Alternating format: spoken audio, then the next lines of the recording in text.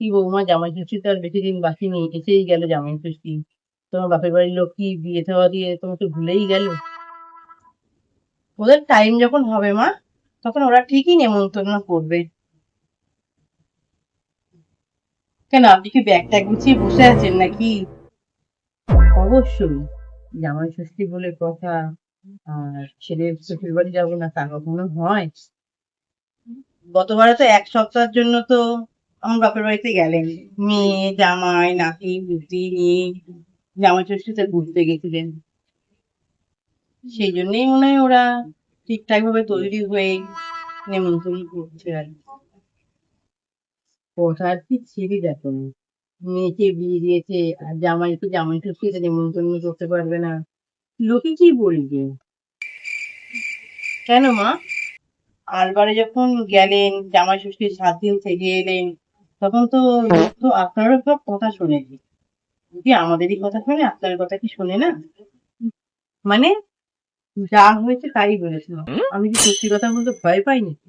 কেন, পাড়ায় পাড়ায় লোকদের সব গলিতে গলিতে সবাইকে গিয়ে বলে এলেন যে মেয়ে বৌমার বাপমাকে কি খেয়েছে কি না খেয়েছেন, কোনটা ভালো লেগেছে কোনটা ভালো লাগেনি, এই তরকারি ভালো লাগেনি এই জিনিসটা ভালো লাগেনি, এগুলো তো আপনি বলে এসেছেন। আসেন তুমি আমাকে অপমান করছো বৌমা, হয়েই গেছে তোমার মুখোমুখি যেতে, ওই তো খাবি তেলাপিয়া মাছের ঝোল আর বাসি মিষ্টি।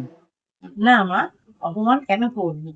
অপমান করিনি, যাদের বোধগম্য নেই তাদেরকে বলে বোঝাতে হবে যে বুঝতে পারে না।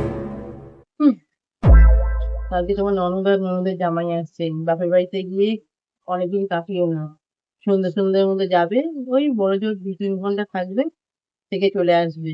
অনেক কাজকর্ম আছে কিন্তু, জামাই ষষ্ঠী অনেকদিন আগে থেকেই আসছে। তাহলে আমার মামা বাড়ি আছে, মাসির বাড়ি আছে, পিসির বাড়ি আছে, সবাই নেমন্তন্ন করেছে, সবার বাড়িতে আমাকে Wow. অ্যাটেন্ড করতে হবে। আমার মেয়ে জামাই আসবে, সংসারে কত কাজ আছে, না তা দিয়ে হবে নাকি? আমার এবারে অনেক প্ল্যান আছে জামাই ষষ্ঠীতে গিয়ে, আমি হট করে যেদিন যাবো সেদিন চলে আসতে পারবো না।